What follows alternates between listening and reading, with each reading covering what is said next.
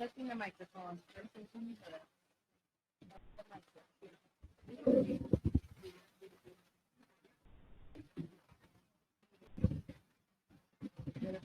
Hello?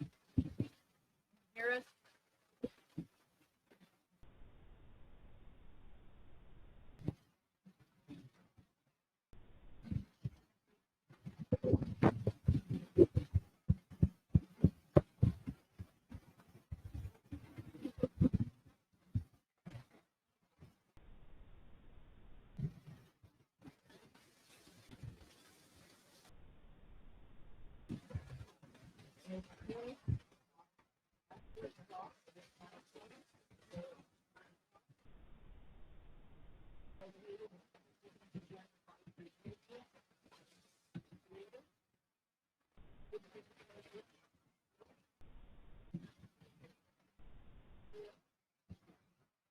Here.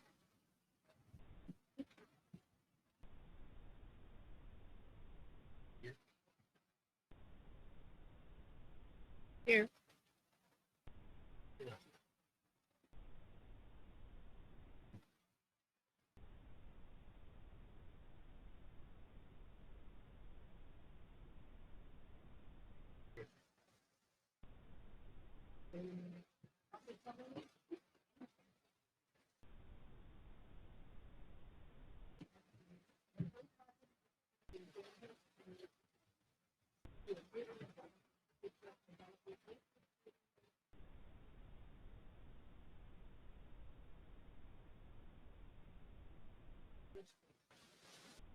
I'm going to see it first and then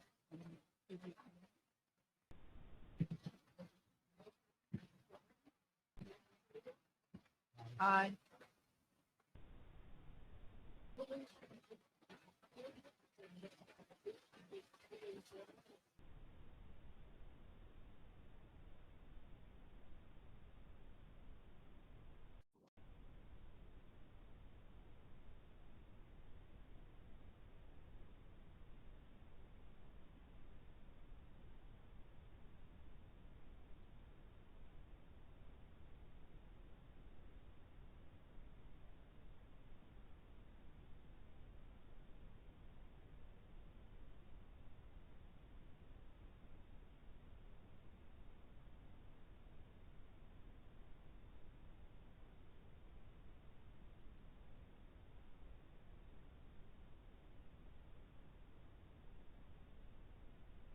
As to what she was going to be saying, she possibly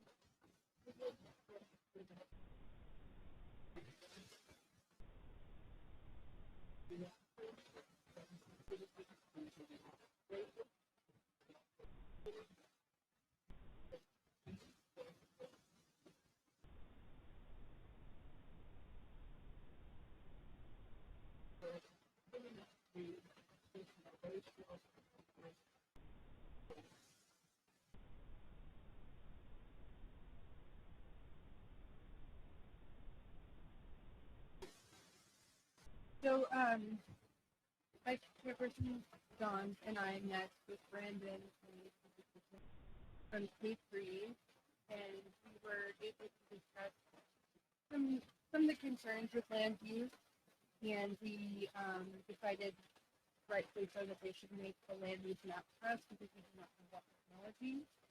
And I basically said, I'm going to start writing this portion of language and you'll see it today, and there will be some other discussion. But if you have anything else to add on this course, you can kind of cover it. It's good. I've got a couple of words.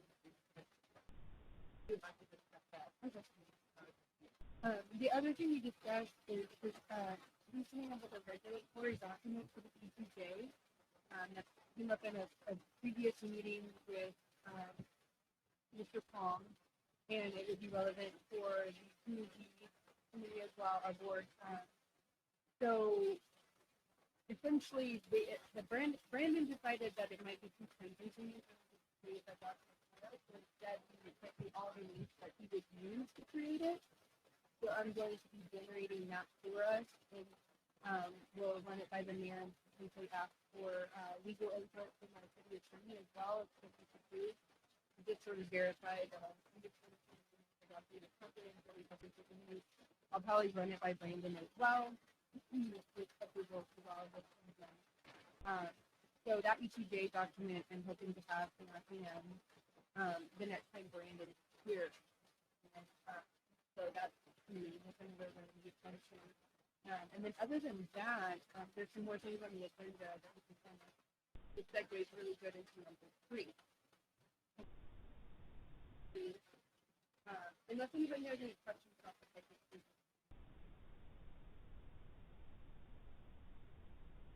So I want to introduce the concept of a future land use program. This is something Brandon kind of possibly mentioned, and something that in reading other comprehensive plans was done about 50% of the time that I could tell in the documents of all the documents I read. All comprehensive plans involve a lot of citizen input, so there are a lot of different workshops, and sometimes this committee that we're all in is actually previously big. So just the citizen input on the committee itself is not. Something I think could be relevant for Woodcreek is a workshop for land use, specifically the future land use. So instead of Brandon sitting down telling us what he thinks will happen here, which he might hit the nail on the head, there's some predictability in this and understanding demographic and geographical location of the city, the trends that'll happen. However, there is a component that only Woodcreek citizens can decide, and that's what we want. So that future land use map actually will help steer what we want to have happen. And it is one of the most important components of this whole document because it really designates what's going to happen in our EPJ. So right now, when you look at our EPJ, it's largely undeveloped. There are areas where it's very clear commercial development will likely happen in the future, like along Ranch Road 12. There's very little houses there, there's a lot of large lots, there's already commercial businesses. But there's whole areas that are kind of up in the air. Like Winters Mill Parkway looks commercial up front, has a lot of residential backed off the road. We don't know what will happen. We have a little slice of that. And then you look up, just north of us, there's a whole bunch of land which you would think is from residential, but there's nothing blocking that in place. Somebody could buy there or whatever and decide to put in, who knows what, And so there are things you can do with regulatory measures. Brandon keeps talking about steep slopes.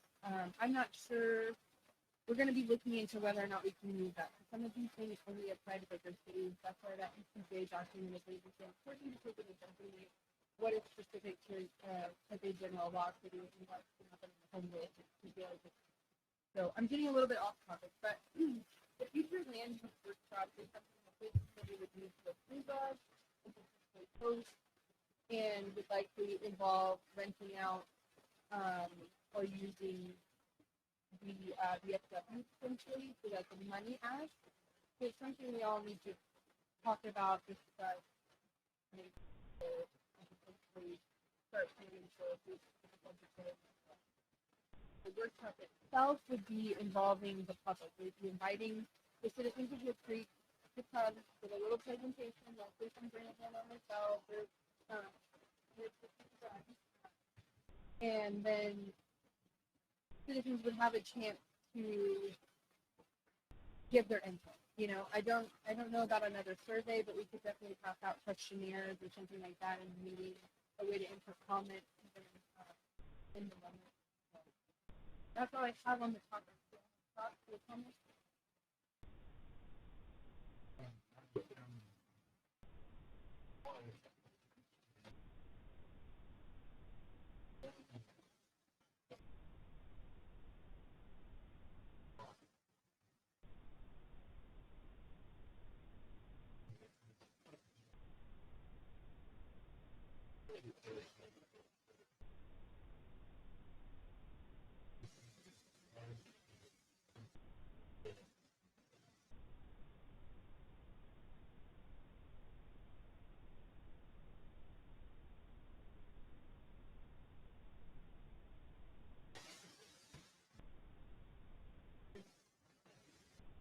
Okay. The only other comment is is if we are going to do that focus group, I think we need to have a person who like kind of goes into it for educational purposes and not just open. You know, because if you don't kind of say, okay, here's what we're going to have a lot of that's not necessarily a bad thing, but at least it's something maybe educate retreat people and open for.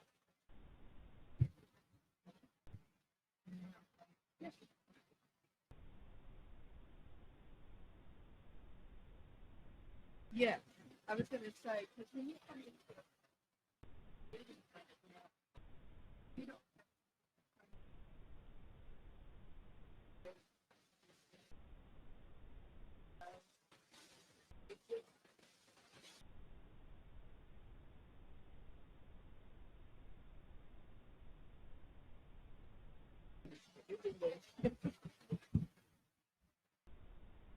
yeah,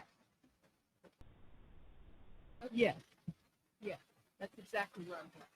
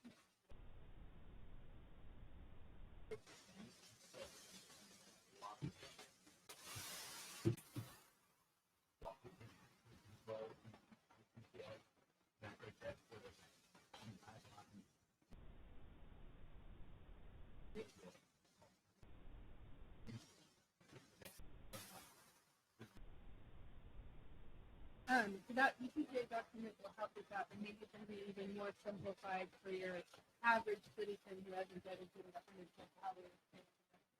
Exactly. Exactly. I mean, it's something that is for education purposes, but it also allows us to know work. It's like the yeah. And so I think that's good. And I hope, and I think the citizens get to think about it. Oh, I think they will. They're very interesting. And, you know, sometimes small valleys, there's a lot of things going on. There is very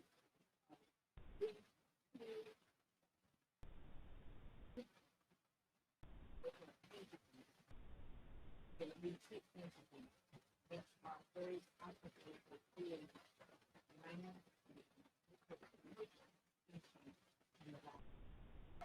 So,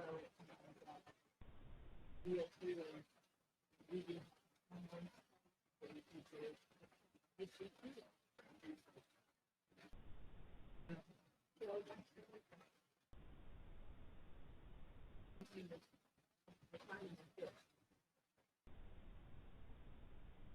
so can maybe we consider taking a vote solid. We established that the community supports moving towards a future land use.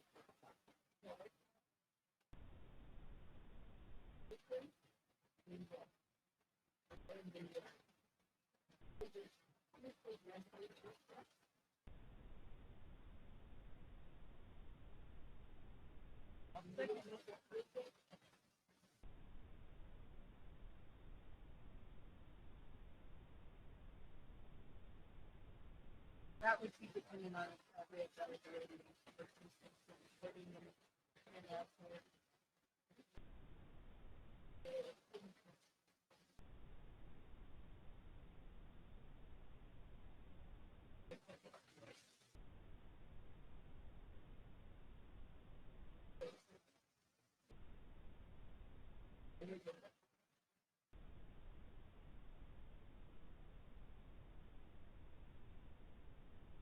I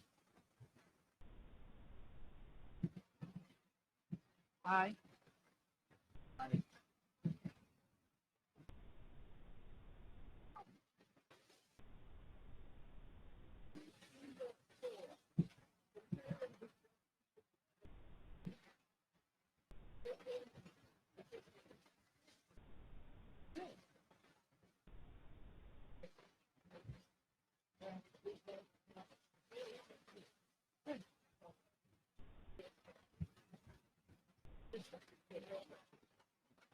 so the city has spent a couple $100, a real small amount for a membership to Survey Monkey, and Survey Monkey allows us to do digital surveys pretty easily.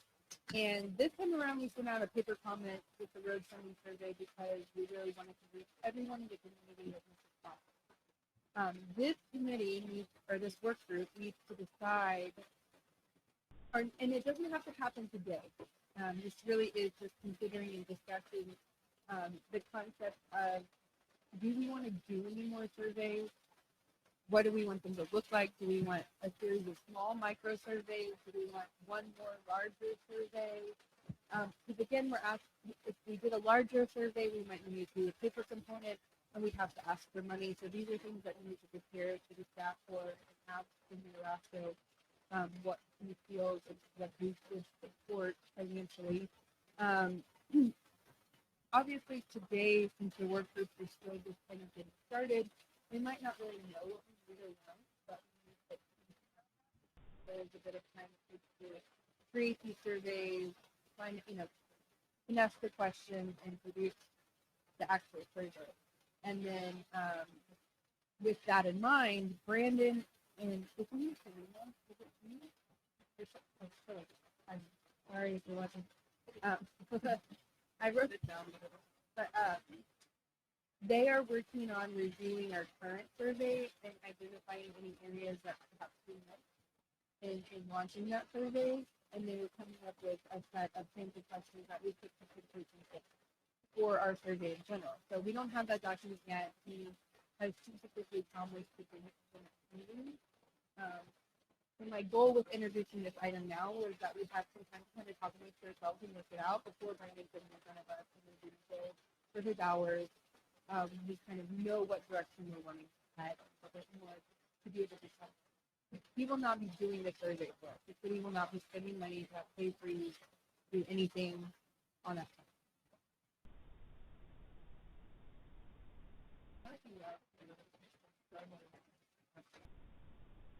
The workshop you can, okay.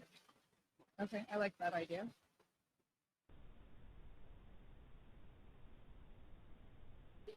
That workshop.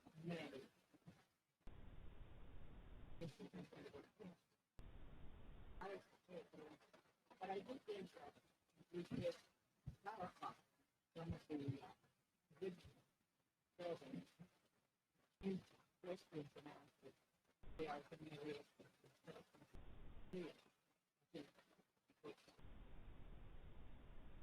I just don't understand the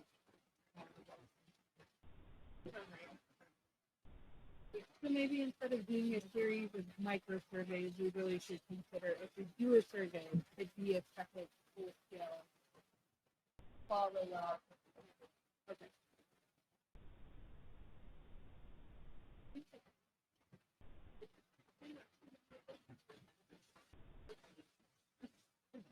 Yeah, I mean, it kind of works both ways. A quick micro surveys that contains with like 2 questions. People are real quick to do, yeah, and you get a lot of like input, But 6 of those, and you might end up with no on 6. But then going, what in the world are we doing? So I don't disagree.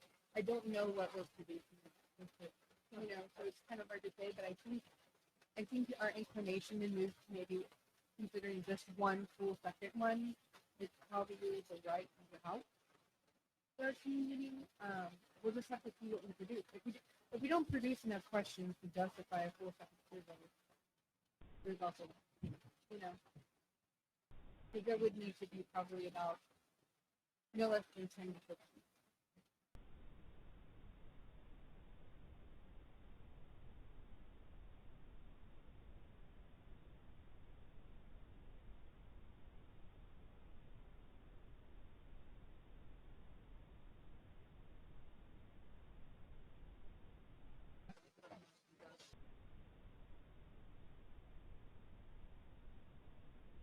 It was very for coffee.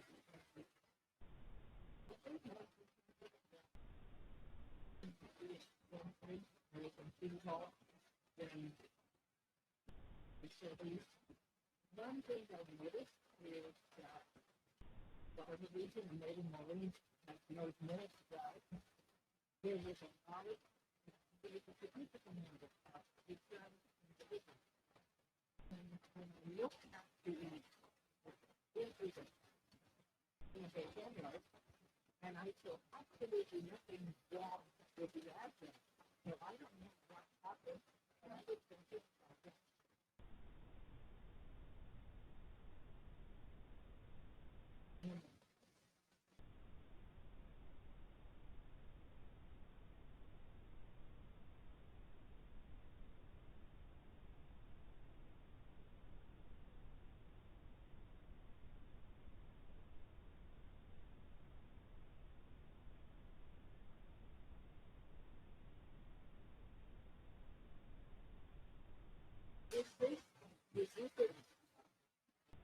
yeah.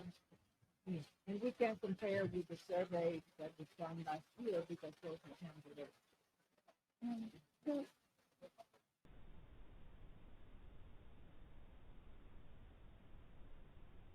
but it was addressed to occupants, so they should have delivered it if there was a mailbox.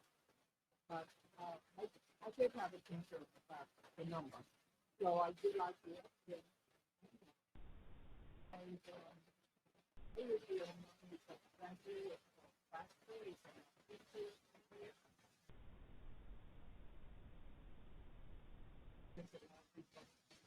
something that we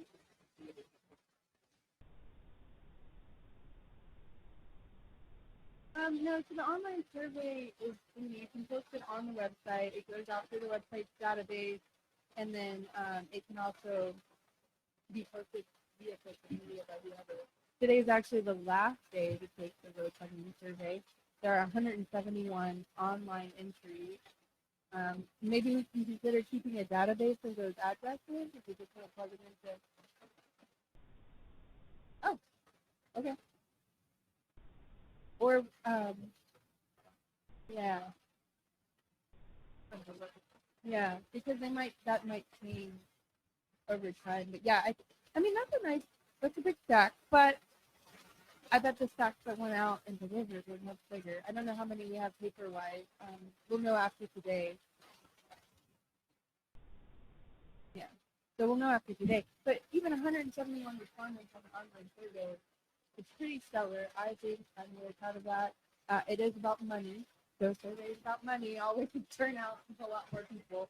But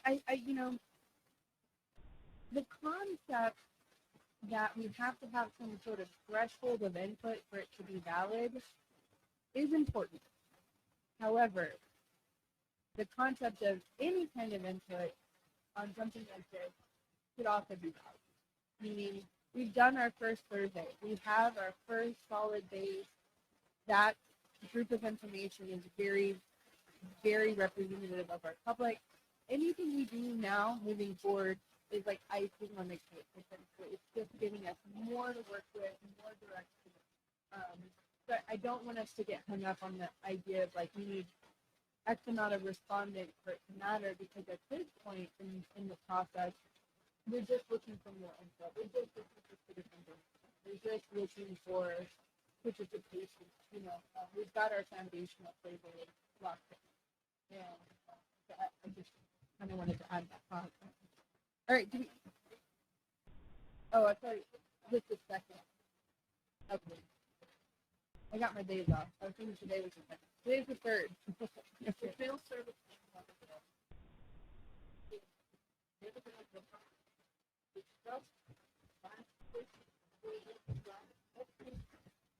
station, campground, basic volume, production, daily profit, and 64 days of So on this, essentially since the last meeting, there were only a few minor changes to the larger document. One of them was sent in by our office administrative assistant, Maureen, and so I made those corrections. She had us change 900 homes to 900 residents. And look at the introductory paragraph, just because when you use the word home, it tends to imply a single family residential building versus some of our buildings are the apartments. So 900 residencies was more accurate. And then she had me adjust the available lot to 120. So minor edit there. I did actually change, so if you guys look, we have this screen here now, very fancy, state of the art. I want to be able to see this population graph here.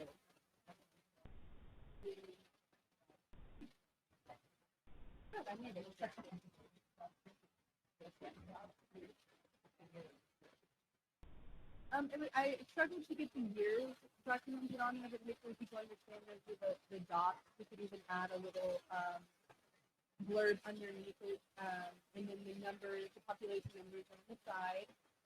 And so this slide right here is really interesting to me, and I was real curious about it. We jumped up to nearly 200 residencies in the year 2017. And so I started digging around in our history to understand why, and it's the apartment. So that jump was inflating our annual average for growth rate.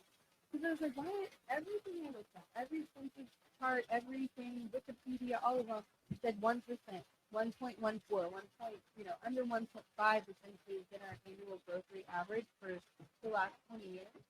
And so I was like, how did we make this big population jump with only a 1% growth rate? And then I found it.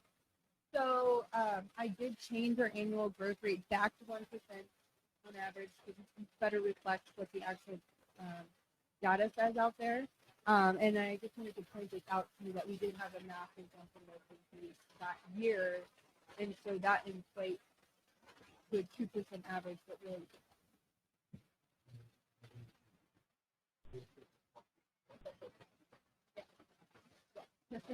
It increased our population by 200 people who moved to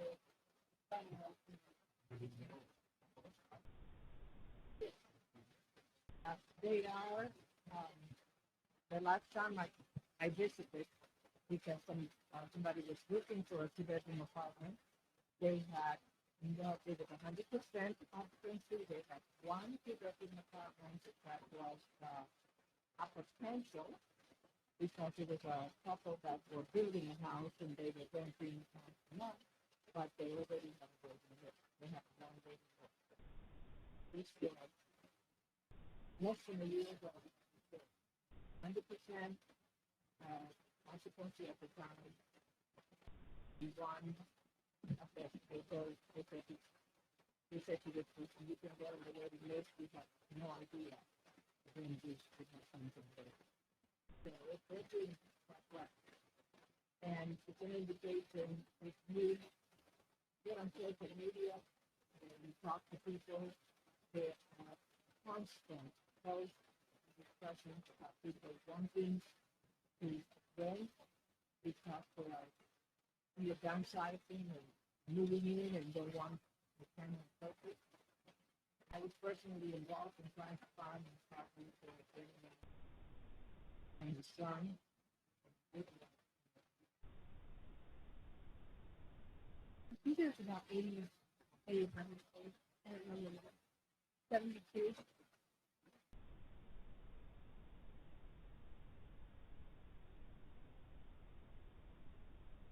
Yeah, what they telling me, because I talked to them for a little bit of the author's speech, said, if you ever have anything between here and them, then you mention that policy. Okay. Again, They definitely don't want fires in it. well, Because they just end up going around and getting ponds and things like that. I think they would definitely infrastructure, things like that. Like at a home, there's houses or whatever. you ever told you? Yeah. All right. So those were the minor edits, and then Greg over here made a whole bunch of little micro typo, better English. I'm not English either. Fixes. So those are throughout, and I know Mr. Tom mentioned redlining version. So when I finished the third round of edits on the demographic and the citizen survey results, I will provide you with that redline. You can see the comparison. But with all these little micro edits, Greg provided us, I just did them. They were all valid. Made the document better. I did have one question for him actually while we were here. I did not understand your last note on the Wimberley Valley area. I couldn't tell if you wanted me to capitalize all of Wimberley Valley or uncapitalize Valley throughout. So I uncapitalized because I did about half and half the whole way through.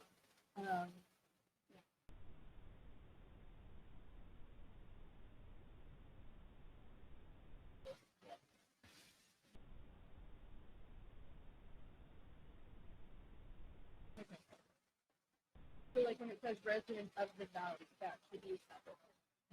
Valley, right? But the rest of you know I understood and implemented them and they were solid. So this is just kind of a due diligence effort to transparency to let everyone know there's been minor edits throughout the document, some suggested hired office admin and Greg, and then one I made out of researching the population. We need to change Valley units. Here's a good word.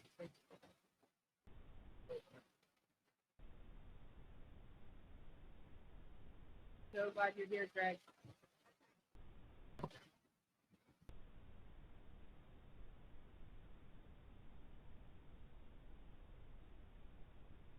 Okay. Okay. Well, we clicking in. I'm at 2 on page 11. Woodcreek does not have much in my opinion. Structures to direct heavy rain water traffic. But the drainage of creek is only stopped at the dam. And the dam is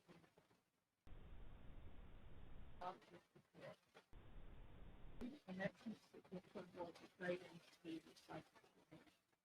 You know the name of the dam, or what we would call it if I were to make the document? I don't know that the dam has a name. I know it's owned by the golf course, but it's right there along this creek, like if you get to that low water crossing. And I mean, all of Cross Creek's runoff is straight into that. And we have a good 2 to 3 trains. That's in good luck. And that would be going straight into it. I know that there's been some talk of moving that dam.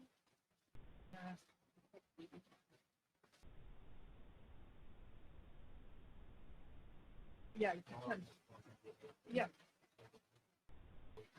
Yeah, you've got trees growing up in it. Yeah, I mean, my house backs up to that, and I can watch it. You get a good 2x night, and you get a significant amount of water coming.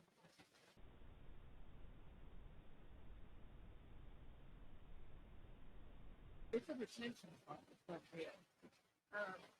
The other thing that happens there is we have, and these are just, I know of, whenever it runs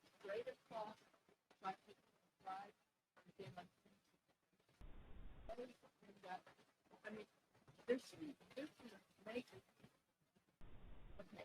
So then, I don't know how to put that in the document. I mean, I think we need to mention the dam is the only thing that presents the I wrote, Hog Creek flows towards the dam located at Woodcreek Drive, creating a stormwater retention pond. I don't know what else to add there aside from alert, it's full of poop water. Yeah, let's go. Nobody needs to know.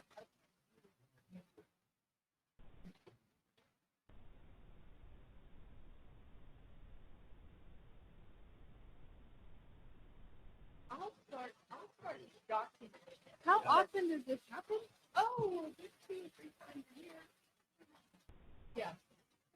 I mean, I'll get a call from my survey. We have a guy if we're doing about 50 also out there.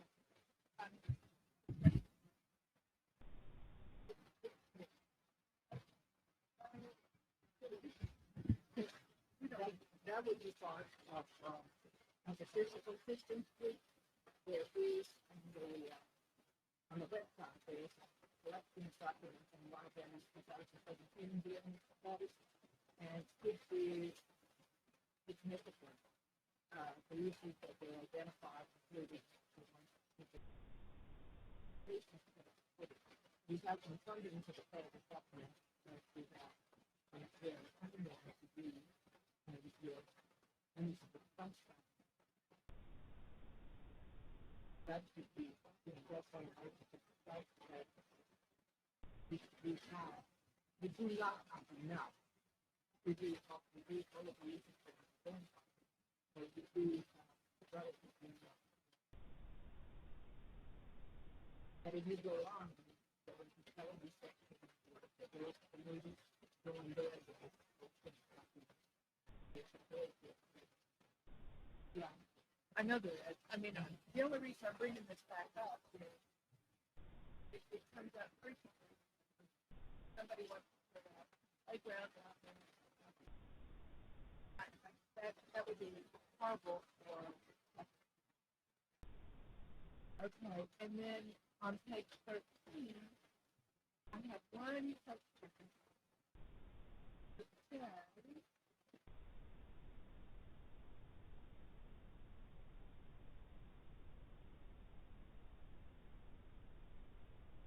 There's something about PDD. There's one PDD. I think we have one PDD located in town.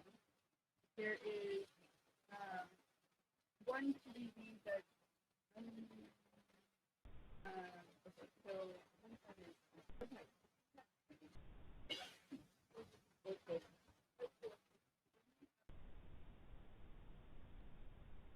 Yeah, that's inside the building. So this has one PDD out. The same the four flexes and the yes, but Oak Orchard though is part of. They're not in that. No, they're next. They are. Okay, so that's sorry.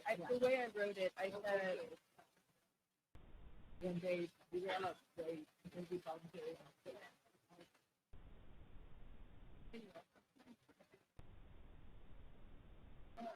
Okay, so what it says, to be specific, it says the EPJ is largely undeveloped, with Blue Hole Primary School and the First Baptist Church being the largest non-residential landholders in that area. Woodcreek has one planned development district outside the contiguous city limit. So the enclave, while it is part of our city, is actually located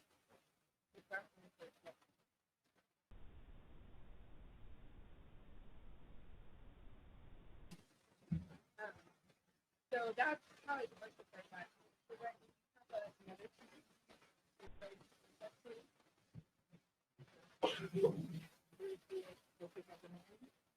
I don't think you've had I don't think there's an answer. It's one that is that's what the kitchen. So the four sectors are mentioned elsewhere in this document. It says, Woodcreek boasts a diversity in housing choices with high density options like apartments, duplexes, townhomes, condos, and a pending fourplex planned development district. To a wide variety of low density single family options with a significant range in lot sizes from 6,500 square feet to multiple.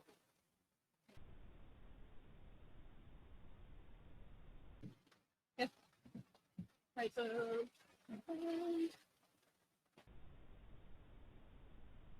how do you fix that one?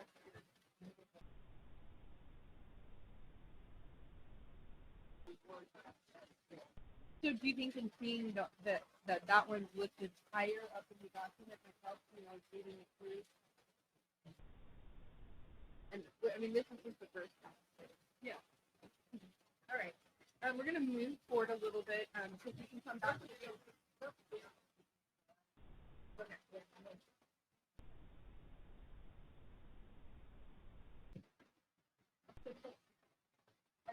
Well, you're the one that taught me. Yeah. In college, I just would print it out. That's how the only way I can edit my own audio. That's just not too much of it. All right, so we're gonna move on to number 6, and if we have more edits, that's number 9 on the list, so we'll come back to that because we do have.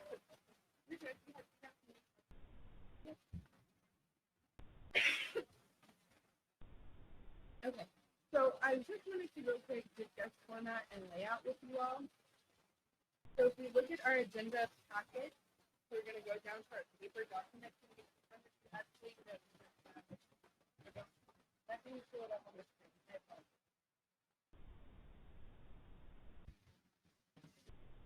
So, in researching other comprehensive plans, there have been 2 formats I've noticed.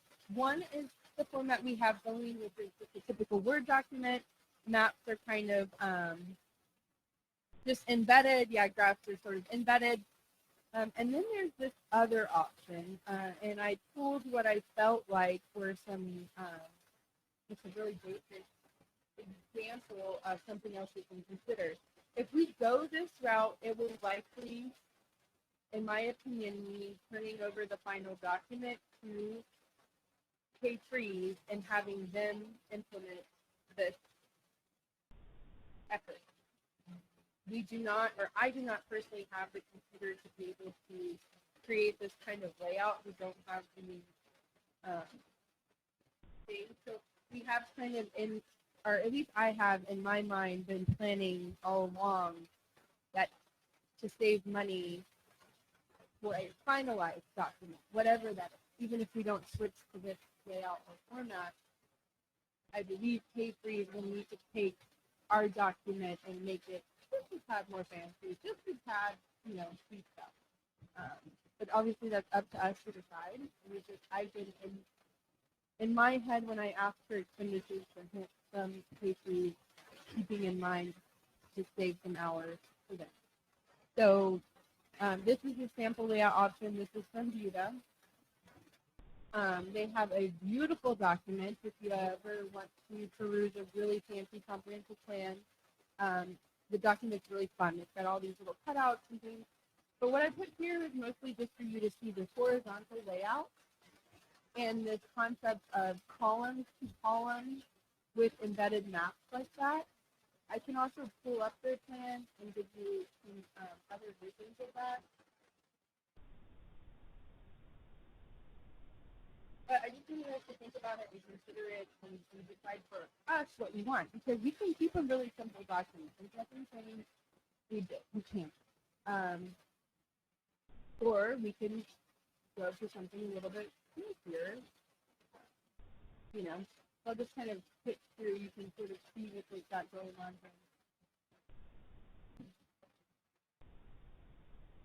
here. Yeah, it's more like a PowerPoint. There's more graphics just embedded throughout. See, I don't think we need all these random pictures and things. Mostly just because our community is a lot smaller than Buda and a lot more simple. We don't have as many, we don't have a giant gazebo to take a picture of. Yet. The Parks Department puts it in, we might But you know, that gives me those actually located as their but you know, see like these little fancy graphic cutouts and the changing of the colors and the fonts and all of this stuff. I mean, this is something you can ask for. Or we say, I'm not difficult that is. I mean, I can do that. you might have the capabilities on your computer. This computer is very, very basic. The only things I have are internet based, and so you would have to find the program to do that. You guys are more than welcome, depending on the man hours, like I'm doing, to do this kind of work. That's great. If you have the program, PowerPoint doesn't exactly produce this. Because you have that. No, but Word has a lot of these kinds of things. And so, I mean, I'm very proficient with it. I mean, just in here, I'm willing to take it up. I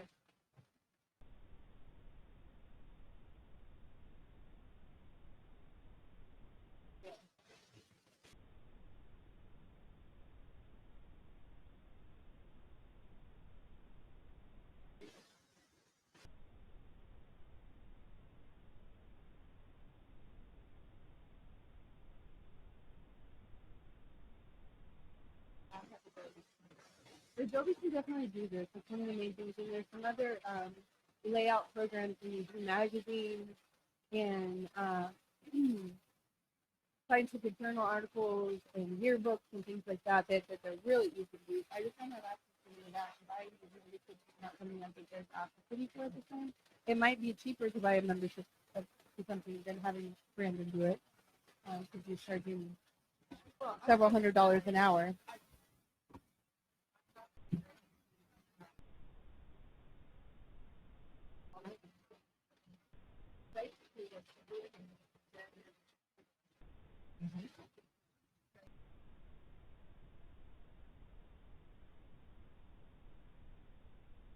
It's not complicated. I just don't have the capabilities on this computer. I have a Mac at home. My Mac and this computer don't talk well together. I'm also not really interested in using my personal computer for some position. Because I run a business possibly as well, so we can keep things separate. But I and my think that children. if you have the ability to do it, even if you could try because it's constructive. I agree. I'm going to be good.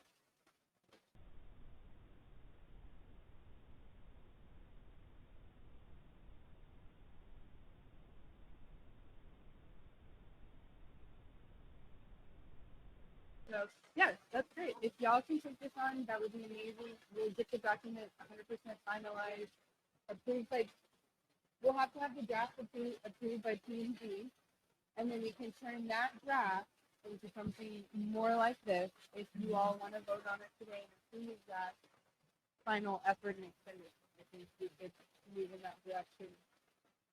Because I think it's something that we would need to approve because if for some reason there's an issue that if the computer goes down or whatever and somebody doesn't have the time, we would need to then turn to Casey or they can purchasing the program. Yeah. Or we need to find out what program Casey should do. That's about the. But I mean, I think this is a Macintosh, but I also have as long as you have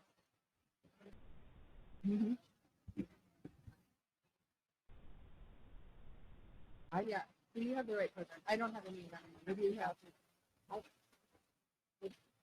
I don't have the knowledge of the capabilities, but I am familiar with what we're doing to work.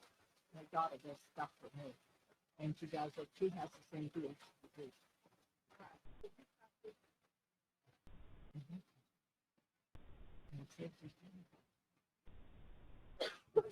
You should share this. Yeah, when it's done, share a copy. Because y'all are getting copies all of me. I'll watch your clip. I have to have it. Right. Okay, but that's great because it's just As we get into budget development for next year,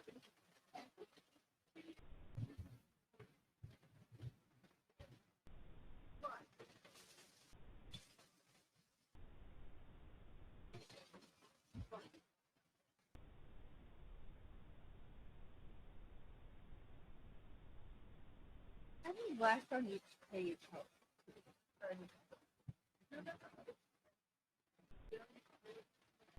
Okay.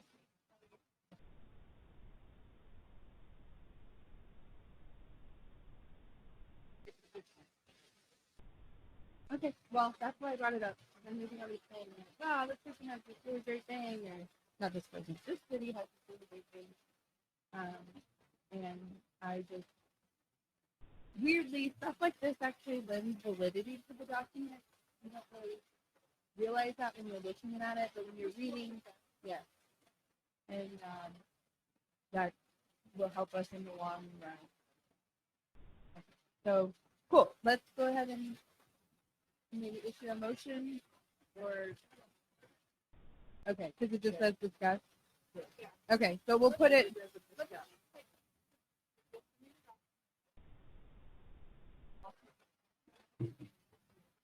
Okay.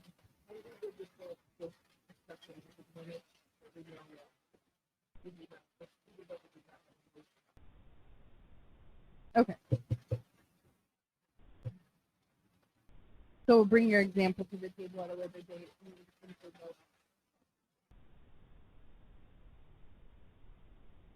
Okay.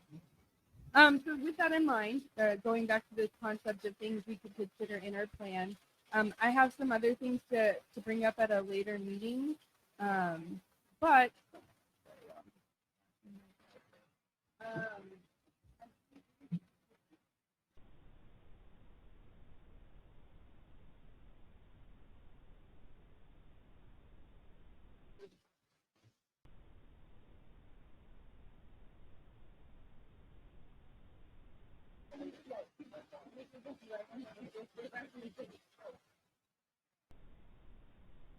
so, okay, getting back to our what's possible for us. Something else that's consistently in other plans is an acknowledgement system. So we need to consider putting in an acknowledgement page. So there is no vote here because I just said discuss on everything. So we'll have to take a vote at a later date. I could create this page and everything like that. But do we want something like an acknowledgement page? These are not in all comprehensive plans. There and again about specific. Basically, we just acknowledge who the city council is at the time, who the main administrative staff are at the time, who all worked on the plan. We would need to consider, Pegasus would potentially get some credit because they did start us out as a city formed this first group originally, with the help of Mayor Whitehead and council at the time. So, we would have a lot of people who go through them, but we need to talk about it.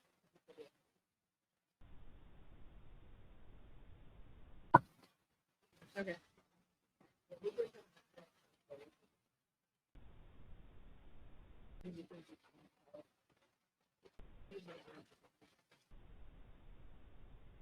So the importance of something like this, something I'm going to bring up to your next meeting, is that all of us might not live in this in 5 years. We might not be alive in 5 years. Not to get dramatic, but Jerry, hang on. I've unfortunately. You don't get off that easy, Jerry. No, I've had a lot of friends passing away in my age, so mortality is on the big. What I'm saying is that pages like this provide a history to the document and give a little bit of an explanation of how you got there. So an acknowledgement page isn't just like patting everybody on the back that's in the room. It's about saying these are the individuals that were fundamental in creating this document, and it gives you a bit of the zeitgeist, the what's going on in Woodcreek from this community. Who is the leadership? What were the key things? So there's a couple other things, like I said, I'll bring up next time. that kind of serve that same purpose. You look at the document, you likely don't read them unless you're looking to understand how the document was made and that process. So in 5 years or whatever, if we're updating this document, or when we do, there might be some like, okay, what did they do? You know, who was working on this? I need to reach out to that person and get some more information. How are y'all feeling about it?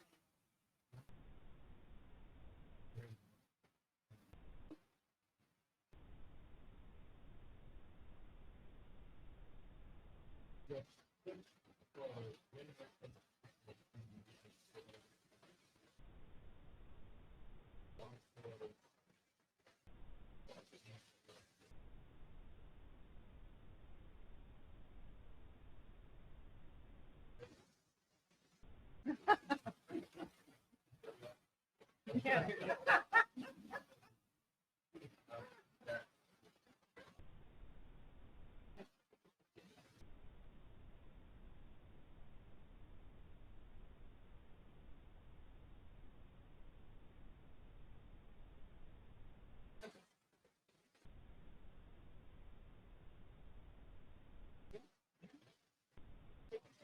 I'll put next to Greg's name, responsible for all typos because he didn't touch them. Was the editor. All right, cool. So we'll, it sounds like Lydia is going to make us a sample acknowledgement page and show us that so we can consider voting on both of those concepts. All right, so graphs. What more do we want to graph? So K-Freeze has now given us the back end to the data, so we now have access to all the survey results, so we can create more graphs than what K-Freeze has already produced. We can sample K-Freeze's graphs, so we need to start thinking about what more do we want to graph. Right now, what we have are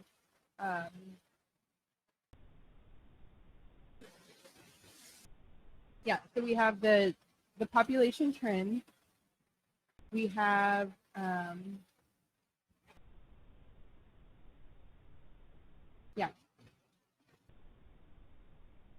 sorry, household income. Okay. So household income.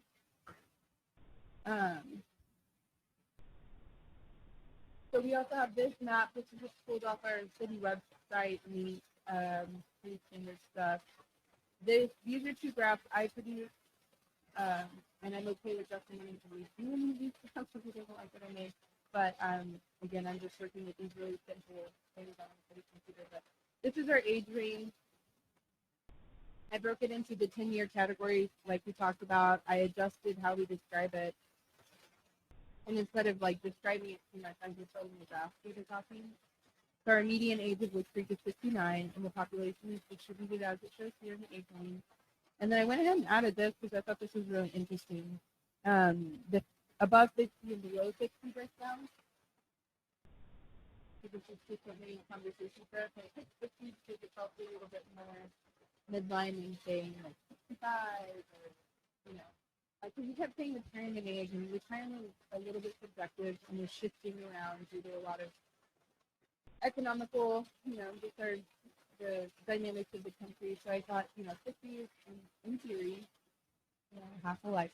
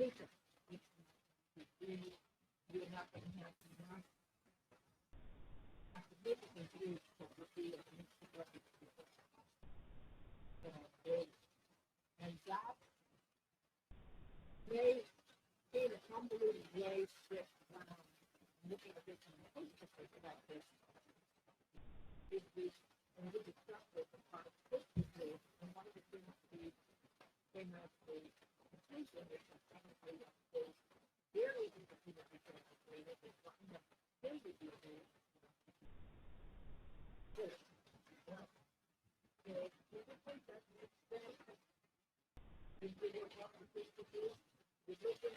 Showing that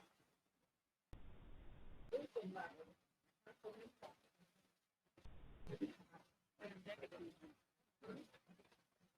but maybe, I don't know, that's just a thought. I'm thinking home values might be relevant, and if y'all come up with things between now and the next meeting, just shoot me an email. I'll include them in the open discussion, just like I did today with those other edits, and then we can get them to Justin, who can start producing some of these drafts for us. So home values is the big one that I think would be fun to see in a graph that I came up with. Just thinking about it, the shifts in them specifically over the last couple of years, and anything that would be really relevant for the future land use map, and understanding, what we're looking for.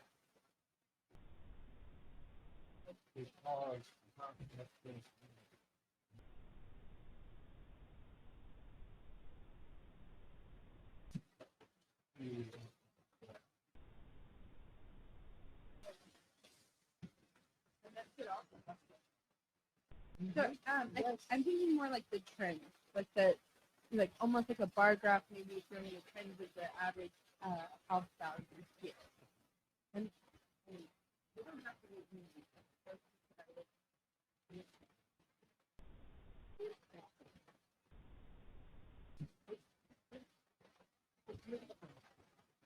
The average home value, and that's just really not just for us, it's basically the very rapidly creating housing market where the people who really seek the place needed, those who provide services and this is in servers. I hear business owners and their challenges, the challenges of their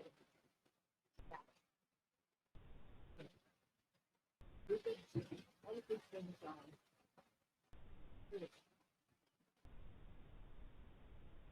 So, you can use up the verification.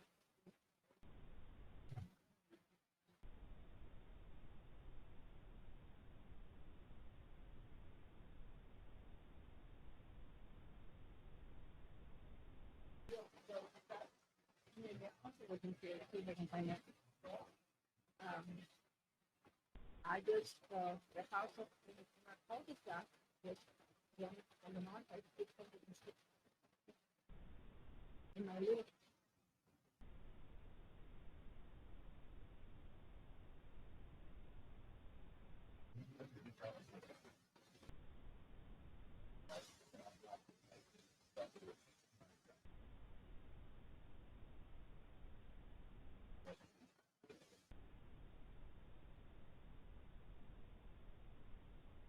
Yeah, I did. Like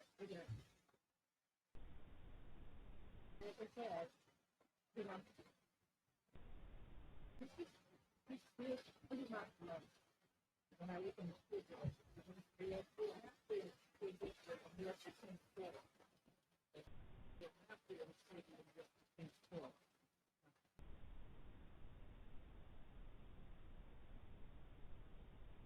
Yeah, well, I would say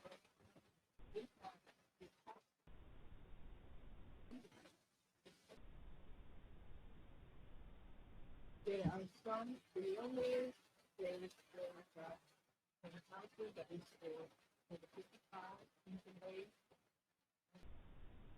and with road, that's probably the closest to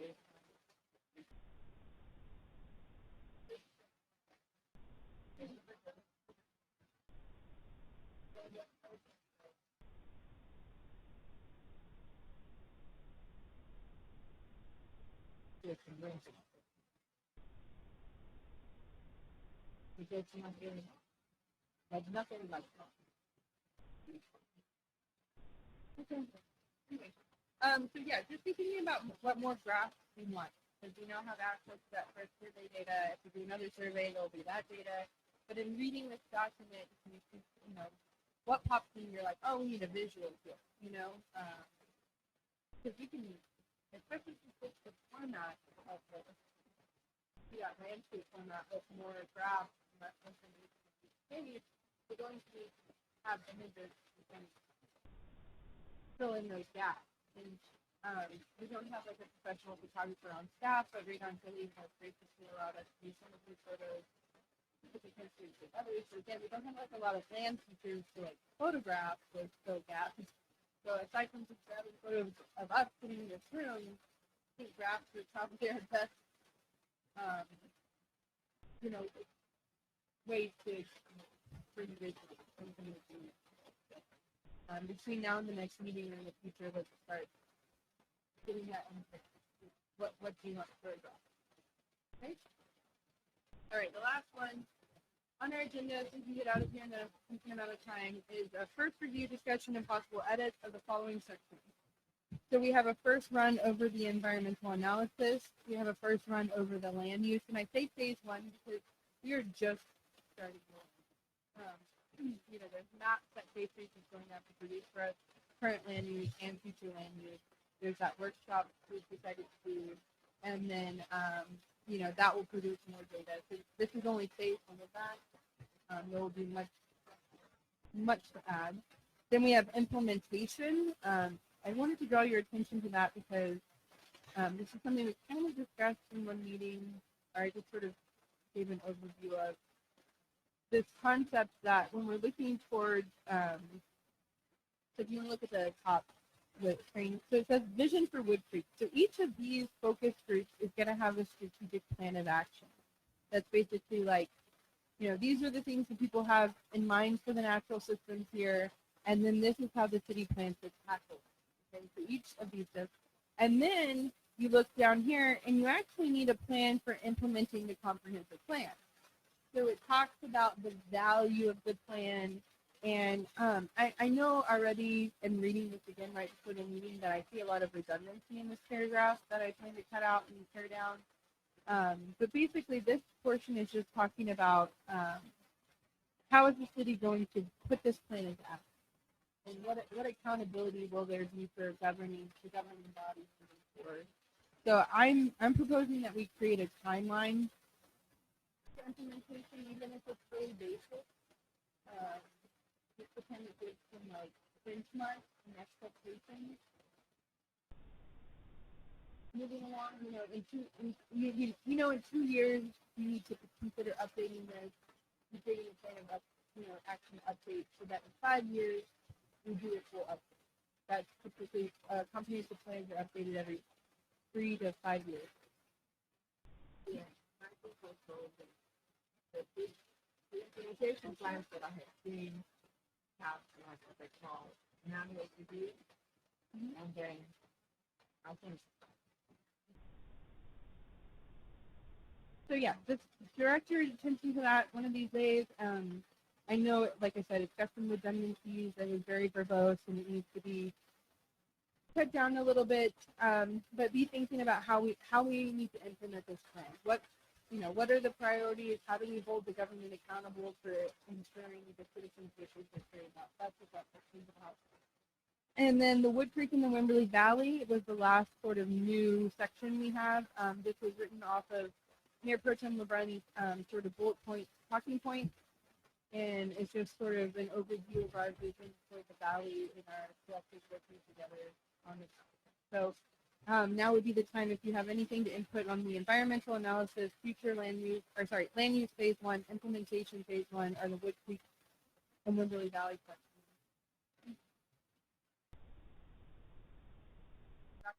Now, you're always welcome to email me edits if that's more comfortable for you. We are trying to send you guys out a copy of the document each time so that you can edit on your computer if that's better. Welcome. Yeah, we do not have a paper copy today of it because we're now operating this. Oh, you go. Thank you for being here. Everyone, Pat Rawlings, the head of the Parks and Recreation Board, is here. So there's Pat, did you have anything you wanted to add while we're here? Yeah, that's all right. Thanks for being here.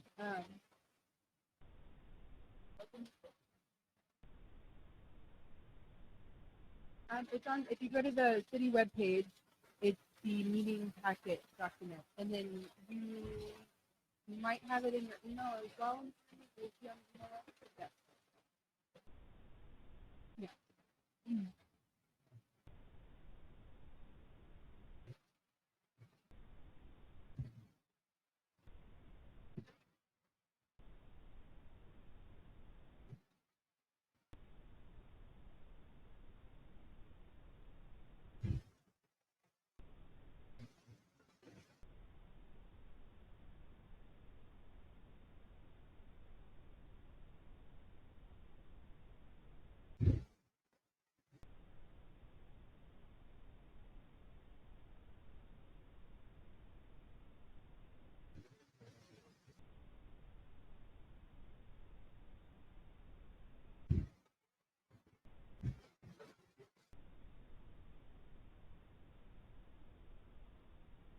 Okay.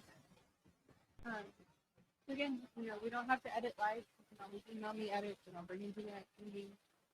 If you have any comments on the substance, that's really what we need input on. Not the you missed all the words, but the you're leaving out. The Hog Creek is a great example of it. I live in that area right now. So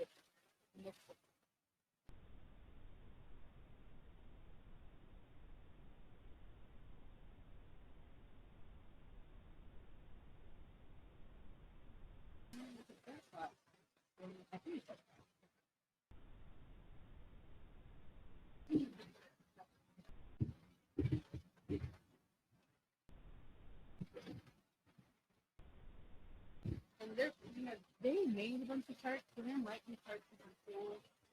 Unfortunately, like the demographics, we have to go out 5 miles, but there might be some crossover on things. So we don't have to reinvent the wheel, but some of the charts we Mhm.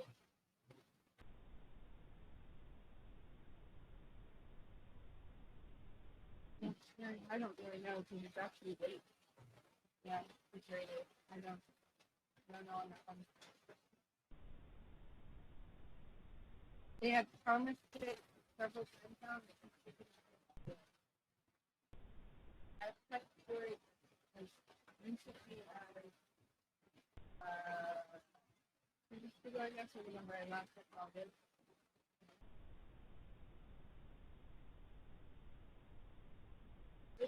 They will only produce it in charts. So we could either pull the chart and cite them as the source, or we can take the chart and make a full graph with it. For sure. So if you look at the Buda plan, they do have like population charts for location centers. And we can do that. We just have to cite them as the source. And the graphs are fine. They just don't give you the like. When we talk about the implementation plan, I was looking at something up. In the implementation plan, the phase one that we're going to do is basically look at a timeline of how we're going to implement. But we need to tie that on to our goals and objectives. So right now, maybe what we have is the preliminary, chronological implementation, and then as the work is mature and come up with goals and objectives, then we're going to have to revise. But that's I can start working on something. You said that on the timeline specifically, you need to identify the goals. Yeah, we're going to have at least one. We're going to have goals and objectives. For example, what is our goals and objectives for land use, and then in the way that it's done, that we did it in the past, and I also told the do the plan, then you have kind of pushing very through over there. It's kind of within a certain objective, there is a certain timeline. And then the implementation is based on,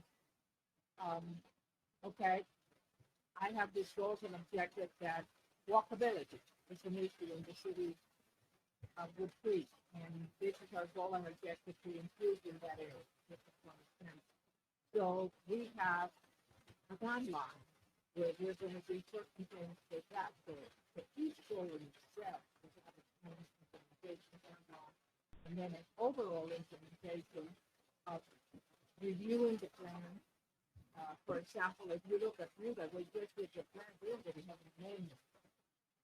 So there will be an overall timeline for plan, assess where you are in the project of your goal and objectives, and also what has changed or may have changed since you last did the plan to go that is required. So that's how it's like.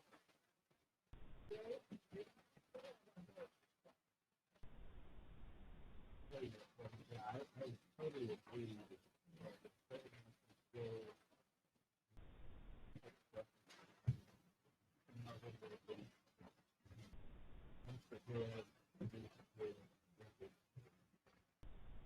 Start thinking from your responsibilities, from your focus group. Start thinking.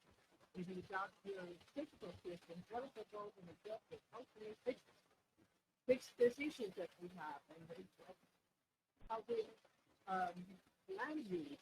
What are the goals and objectives, including the parts, including processes, not work with us and things like that. You know.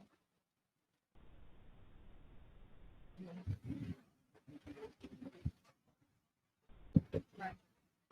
I've been having some kind of behind the scenes conversations with about the mud hole strategy that people do behind themselves. Yeah, and if I'd been here, I would have been able to speak with you. Yeah. But there is enthusiasm that I'm sure you have.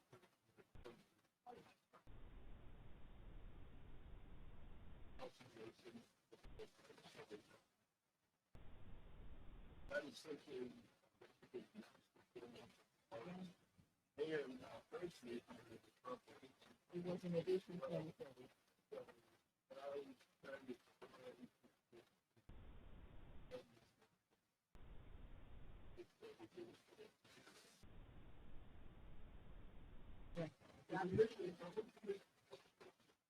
Yeah, we did. That was my discussion about part of this comprehensive plan. Talking about the drainage situation, water, and with palm trees, all of the drainage, we could have run drainage. That starts going up in terms of all the drainage that comes down really from up mountain cut down up. And we are really straight into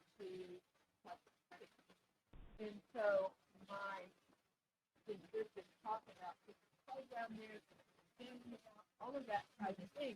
Previously, there was, and you don't want to do that because all of that water is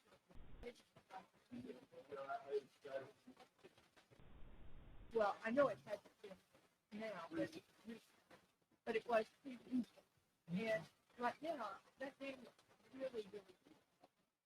And these trees growing up, they're all broken off,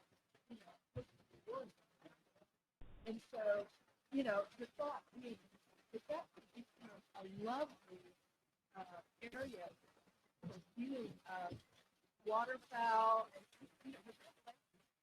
got water in it. We got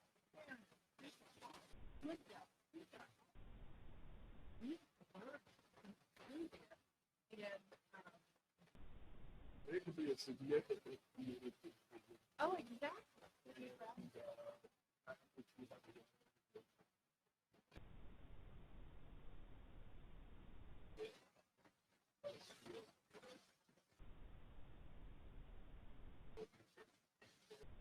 turning the oxygen.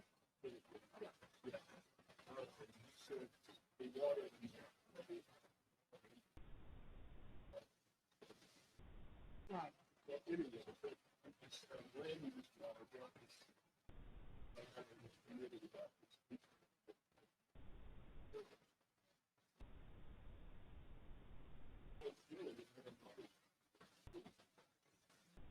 No, but I mean, there's a vision to this. It's just getting all the people to get it done.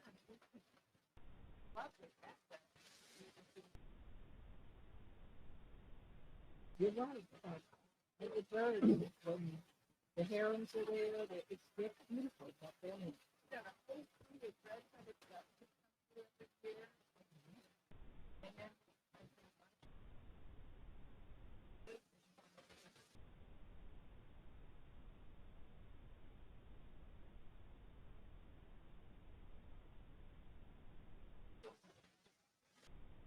so I mean,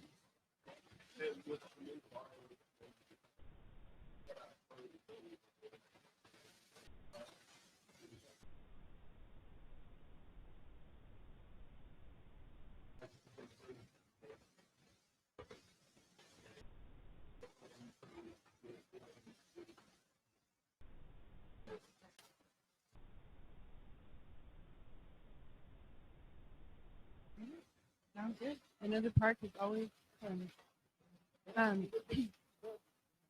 So,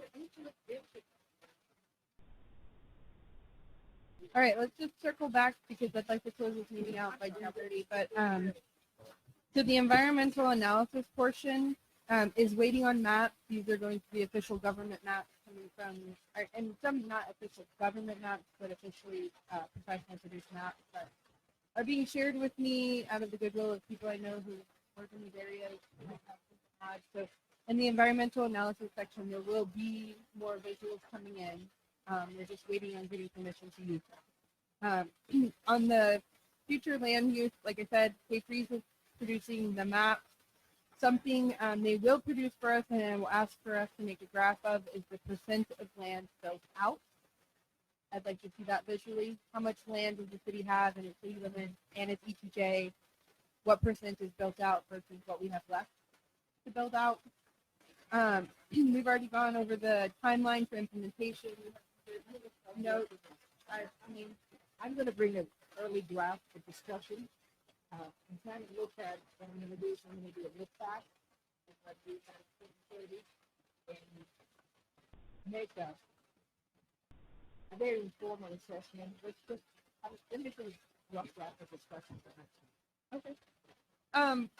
Something else I would like to have graphed, and I'm not really sure how we're going to get this data. I was going to talk with Brandon from K3 about it. Is a population projection for over the next 10 years.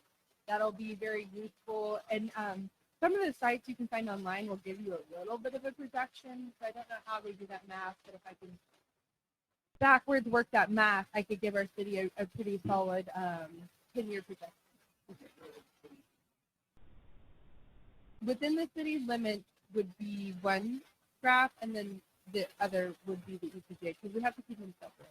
And the idea would potentially be, as development comes through ETJ, the city enters into beneficial agreements to annex those portions into the city to increase tax base, because besides property taxes, there are other taxes you can gain when you're actually in your city versus the ETJ. So I'll make that note. That's a good point, Pat, of city limits versus ETJ on that. And something else Mr. Grummert brought up as a citizen, non-council member input, he was talking about the concept of parks versus amount of people.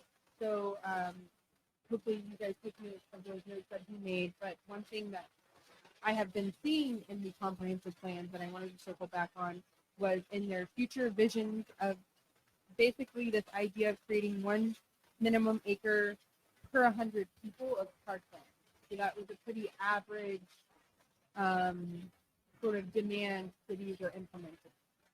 You can do more, you can do less, but what I'm seeing is it's a minimum of 1 acre of parkland per 100 people. So that's a pretty lofty goal for the especially given our land constraints. But something to consider when we're looking at all of this and to get public input. The last thing is some other plans that I see produced in the comprehensive plan are an economic development plan. There's the strategic plan, the 3 years, the next 3 years versus the long-term plan. We already have a master park plan that I would like to see that updated. So that's something that this comprehensive plan can help sort of push forward and we get a new master park plan. And then the last one, is a capital planning policy. So something we need to look at and start to address. So a capital planning policy processes all capital improvement desired and assesses the fiscal capacity for these improvements. You plan for debt and you understand the impact on our reserves and operating budgets, and you create a time frame for achievement.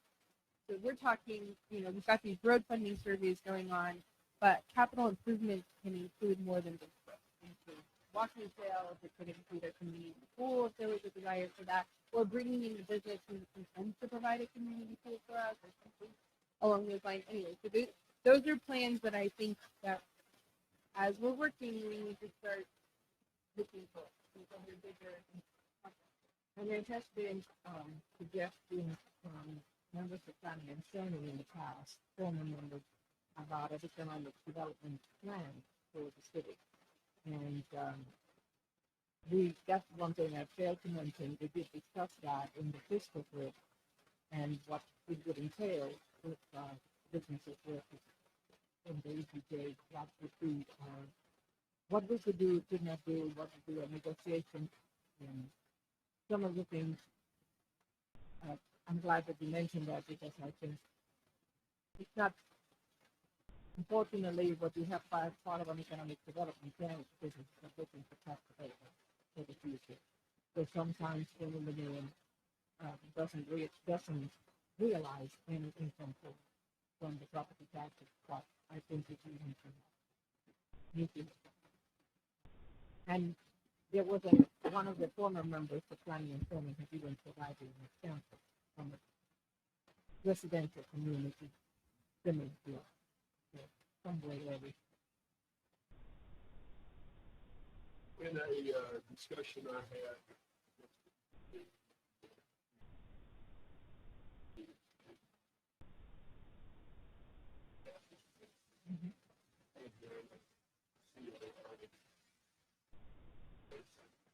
they were talking about the potential for a research. He said that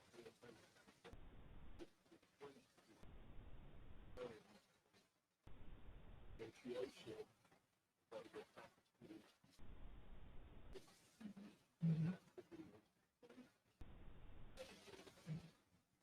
They had, in fact, somewhere the city did receive about a year or two ago, kind of a design of what the business is. And there is, they are exempt, of course, to church, but if they were to have commercial that is occupied by a by a actual profit, then they would be, they have been, I was kind of surprised. It looked at one time like an amendment was there. All right, so to circle back on the charts, I think it would be interesting to compare the park plan percentage that we have versus like a future goal. I don't know the park plan percentage yet, but something I want to get something pretty soon to that. Land use map, I believe the component of that is actually calculating the acreage of everything. So I'll kind of push him to make sure he puts those numbers, but I think that would be interesting. How much parking we have versus, yeah.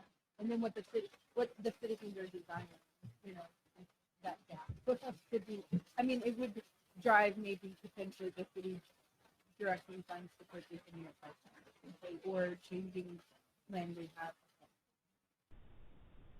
All right.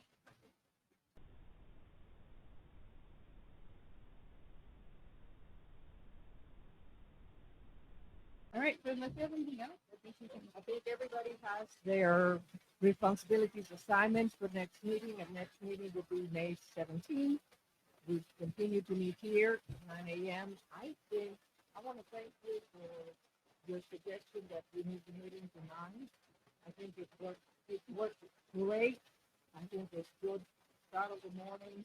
We get it done and we're out of here. So I appreciate once again your being here and There's the potential if you guys would like to use the next 20 minutes to traffic plan for focus groups if you need to reconnect here or have a few minutes in this room. You have about 20 minutes after we adjourn the meeting to discuss.